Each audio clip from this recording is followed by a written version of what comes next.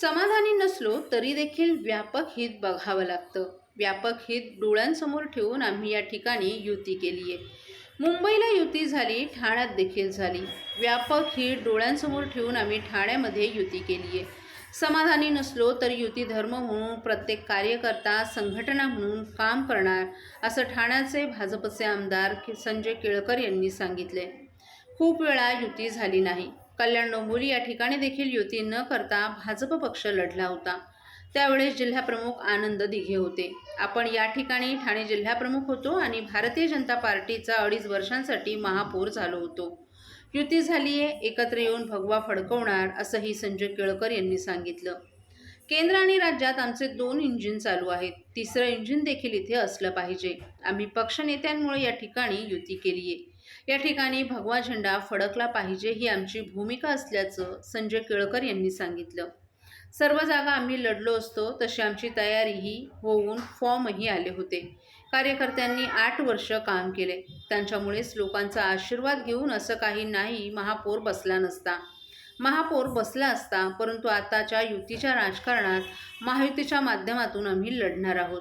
संदर्भ बदलले असले तरी जनता जनार्दन का आशीर्वाद देणार त्याच्याप्रमाणेच 100+ अधिक जागा येणार, असा विश्वासही संजय केळकर यांनी व्यक्त केलाय. कृपाशंकर सिंग यांच्या वक्तव्याबद्दल आपल्याला माहीत नाही, मात्र सर्वसमावेशक लोक प्रांतांमध्ये राहत आहेत.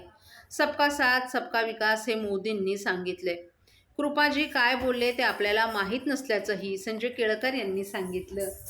ठाणेकरांसाठी जे काय करता येईल ते आम्ही मुद्दे मांडत असतो. वाहतूक कोंडी, पाणी समस्या, इंटरनल मेट्रो अशा अनेक गरजेनुसार मुद्दा आम्ही उचललाय.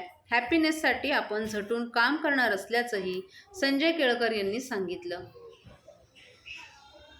आत्ता प्राप्त माहितीनुसार भारतीय जनता पार्टीने 40 ठिकाणी जागा ज्या आहेत त्या भारतीय जनता पार्टी लढवणार आहे आणि युती म्हणून लढवणार आहे. महायुती आहे, ठाण्यामध्ये झाली आहे मुंबईसारखीच, आणि शिवसेना 87 जागा लढवणार आहे. केळकर साहेब, कुठेतरी नाराजी आहे का? कारण की काय, तुमचे जे जवळचे कार्यकर्ते होते त्यांना देखील उमेदवारी मिळाली नव्हती आणि जे काय बंड करणार त्यांना कशा प्रकारे थांबवणार, काय सांगा? नाही, नाराजी तर आहेच ना, कारण भारतीय जनता पार्टीने स्वतंत्रपणे लढावं अशा प्रकारची कार्यकर्त्यांची भूमिका होती, इच्छा होती, आणि त्या पद्धतीने सगळ्या मंडळींनी काम देखील उभं केलं होतं. नाहीतर एवढे 550-600 अर्ज जे आहेत ते आले नसते.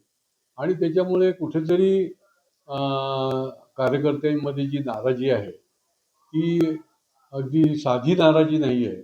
तर अगदी त्यांनी जाऊन अपक्ष म्हणून फॉर्म भरेपर्यंत किंवा काही जण तर दुसऱ्या पार्टीत जाऊन लढण्यापर्यंत ती नाराजी आहे.